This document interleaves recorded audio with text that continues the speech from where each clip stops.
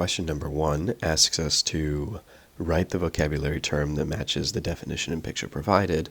So the angle formed by the two congruent legs in an isosceles triangle is this angle right here, which is not the base angles, but instead that one is the vertex angle. So this would be vertex angle of an isosceles triangle.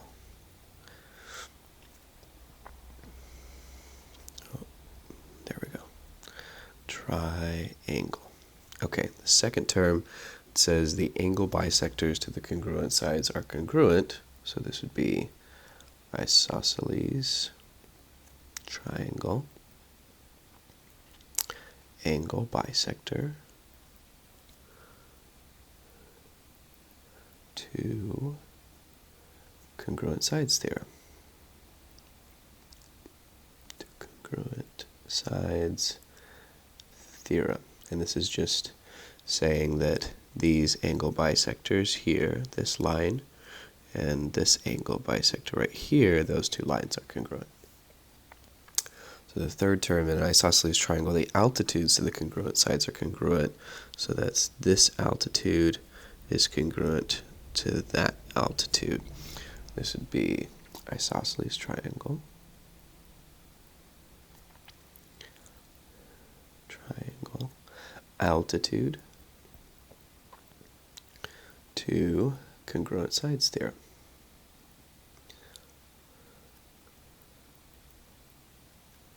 Sides theorem. Okay. For the fourth term, it says the altitude to the base of an isosceles triangle bisects the base. So this altitude bisects, which means that those two have the same length. So this would be base theorem. Isosceles triangle base theorem.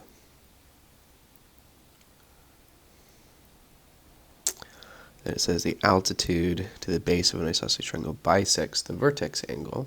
So that means this altitude makes that angle the same as that angle. Okay, so that would be vertex angle theorem. Isosceles triangle vertex angle theorem.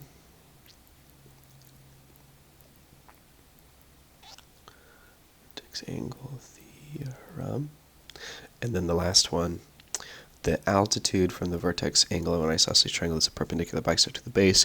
That means this altitude is a perpendicular bisector. We know stuff because it's a perpendicular bisector, but basically that is a perpendicular bisector. So that would be isosceles triangle perpendicular bisector theorem. Isosceles triangle perpendicular bisector theorem.